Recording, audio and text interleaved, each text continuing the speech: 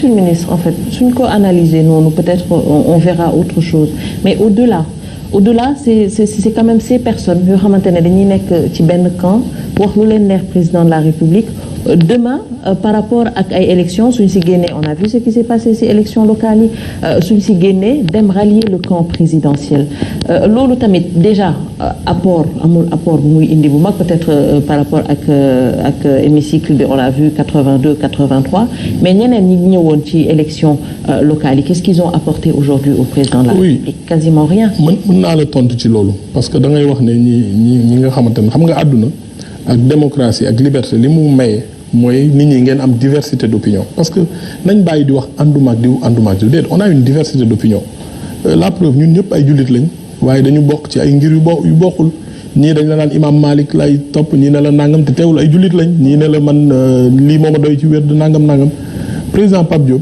encore une fois man j'ai vu sa vidéo en décembre 2021 avant les élections locales il était opposé à Benno Bokk Yaakaar mais qu'est-ce qu'il a dit devant une de vos collègues dans une autre chaîne dafa ne man de pour Sénégal am stabilité jaral na ma lu ne sans condition ñu ne ko ndax mën nga fekk ji Macky Sall bu loolu mu ne bu fekkee luy defaral réew mi la man de mën naa ko def sans condition et je pense que loolu la def léegi nag li sëñ Abdoulaye Mbacké waxoon nee na nit ki waxam ak jëfam bu àndee doon benn booy jàpp nit jàppal kooku man loolu laa gis mu def léegi. Est-ce qu'on peut en dire autant du président de la République kan moo waxoon ne que la transhumance cancer la boo xamante ne dañ ko war a éradiquer. non defal naa xam nga il y a des formes de transhumance encore une fois li ma la wax nee naa la man démarche su président Pape Diop li ma ci neex. c'est que c'est une démarche argumentée. mais seulement le xaaral ma wax la rek il y a d'autres cas aussi. non mais xaaral ma wax la mais les autres cas on va en parler les gens ils ont leur liberté ñun li ñu mën mooy am suñu conscience ne bu ñu dañoon àdduna di demee nii mais man j'ai pas le droit de les juger les électeurs ils ont le droit de les juger mais man j'ai pas le droit de les juger la preuve dama lay jox benn exemple Yewwi Askan Wi ñi ko jiitee lan lañ fi waxul damay wax rek ça veut pas dire que nit ñi dañu war def noonu mais dama ne man démarche su président Pape Diop c'est une démarche cohérente et argumentée quand il a été contre en décembre 2021 boobu élection législative jotul kenn xalaatul woon ne peut-être ñun dinañ am majorité relative il a dit que moom pour la stabilité du pays pour que la famille libérale dajewaat moom il est prêt à faire ceci cela te biñ koy wax situation bi amul waaw mais soxna si loolu bu amee man am naa droit porter sama jugement ne man lii ma gis jàpp naa ne lu cohérent la léegi nag leneen la mais ñi nga xamante ne tey dañ la naan Karim Wade man du ma ko jël téléphone parce que bokk na ci yàq réew mi bu ëllëgee ñoom ñooy ànd bu ñi la naan Ablaye Wade xaw ma ancien chef d'état yi nangam baat yooyu du ma ko tudd sax ëllëg ñoo ñooy ànd donc nañu bàyyi nit ñi seen liberté parce que dafa mel ni rek ñuy wax naan woy nañ supprimer au conseil nangam mais ñi ko ci def ñu bëri ñooñu ils étaient dans le conseil xaw ma lan jamonoy Abdou Diouf Sénat dem ñëw dindi ko créer conseil de la République créer Sénat ñëwaat au conseil donc bu fekkee ku ci ne yaa ngi naan baaxul après nga andiwaat ko ça veut dire que peut-être que cette deuxième chambre aura raison de nous. Ah, puisque nit ñaa ngi koy dindi di ko andi y a une constance. C'est que tout se rapporte aussi yëpp lañ koy jël rapporté ko ci ay propos président de la République. moom moo tax parce que bi mu ñëwee ba dindi Sénat lan moo taxoon tey ji mu dindi ko par rapport justement pour un peu faciliter vie aux populations. à l'époque je vous explique une chose. Aujourd'hui ñuy wax tamit wax au conseil des collectivités territoriales c'est dans la même logique. man je pense que. Au Sénégal, il y a ce qu'on appelle une inéquité territoriale. boo ñëwee Dakar nga dugg banlieue yi dugg Pikine dugg Guédiawaye dugg Kër Massar gis ni ñuy dundee donte am na ay jafe-jafe nga dem ci monde rural bi gis différence bi da ngay xam ne collectivité territoriale yi war nañ leen may fu ñu waxee seeni jafe-jafe ak fu ñu waxtaanee ñoom. moo tax une deuxième chambre pour man c'est important parce qu'on a le Sénégal a une tradition démocratique et une tradition entre guillemets de palabre démocratique te loolu waruñu ko xeeb.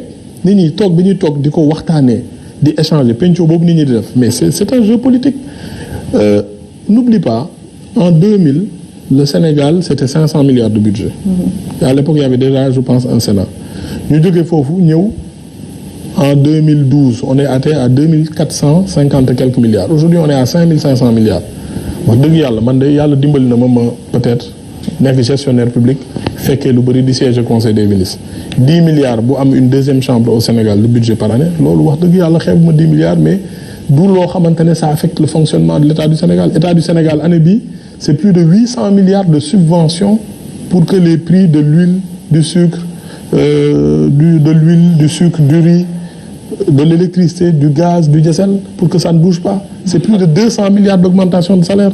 Donc, on est en 2022. Peut-être li jafe woon 2000 te ñu ko daan def li jafe woon 2012 te ñu ko def te yomb na ci ñoom. Donc loolu c'est un argument pour ñuy wax yu demee noonu yëpp. Mais en tout cas, la deuxième chambre, j'ai l'impression qu'elle aura raison de nous. Parce que ce qui est constant mooy ñu bëri ñu ngi koy bëgg a dindi. mais ñu bëri tamit ñu ngi koy andiwaat donc baax na ñu réfléchir ci loolu. On attend de voir en tout cas ba léegi le discours est le même, c'est des institutions budgétivores war nañ xool un peu ce qu'il faudrait faire pour réorganiser tout ça. Alors personne ne nous regarde, hein. Là il y a que nous deux, personne ne voit. Donc dañuy fay caméra. Cette question du troisième mandat. maa ngi koy wax tout à l'heure ñu bëri campagne nañ ko, on l'a vu, le président Bougane Gueye Dany moom bi nit ñi di dem élection moom bokkul woon ci élection yi mais loolu la campagne non justement à la troisième candidature.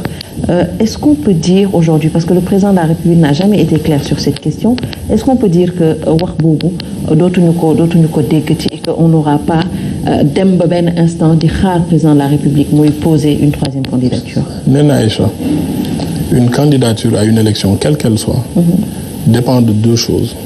De la volonté de la personne et de ñiy valider la candidature. Pour le cas du président de la République, bés bu jotee dina ko wax, il l'a dit et redit. Mais sauf que là, nekkul ci volonté personne. Si. Parce que la Constitution, elle a été claire par rapport à ça. Non, ton interprétation de la Constitution. Bugguma sax ñu dugg ci loolu. Li leer xam nga mooy lan. Une candidature à la présidentielle dépend de deux choses. La volonté du supposé candidat, président de la République kilifa la nit la koo xamante ne je pense que fu mu mës a jaar def na fa lu baax am na fa woy bu baax bu date bi jotee devant les Sénégalais dina wax li nga xamante ne moom mooy volonté am conseil constitutionnel tamit tontu li nga xamante ne moom la droit wax loolu moom mooy problème bi li ci des yëpp nag c'est des volontés politiciennes c'est-à-dire depuis avant même 2019 ah c'est-à-dire 2019 dañu def élection mars 2 avril président prête serment rek nit ñi commencé. Troisième mandat, quatrième mandat, cinquième mandat, sixième mandat. Franchement, le Sénégal a assez de challenge. Man, là où je me trouve au ministère en charge du suivi du PSE, ça y est, mon ordinateur, je me dis qu'on a vraiment envie de perdre notre temps sur des questions. La question sera tranchée, on passera à autre chose. D'accord, kon ñu xaar alors bu jotee même si je pense que waroon nañu dépasser ces étapes boobu noonu. Une dernière question pour ñu dem ci inondation yi, à quoi on peut s'attendre par rapport ak gouvernement bi di ñëw bi ñu nar a mettre en place? Est-ce qu'on peut s'attendre à des jeunes? Est-ce qu'on peut s'attendre à quoi devrons-nous lan lañu war a xaar ci gouvernement bi? Man d'abord li ma gëm mooy il faut du tout pour faire un monde. Mënoo ñëw ne seuls les jeunes doivent gouverner, mënoo ñëw ne seul nangam et puis cette opposition jeune vieux vraiment man li ma jàpp rek mooy àdduna day dox. On est en 2022.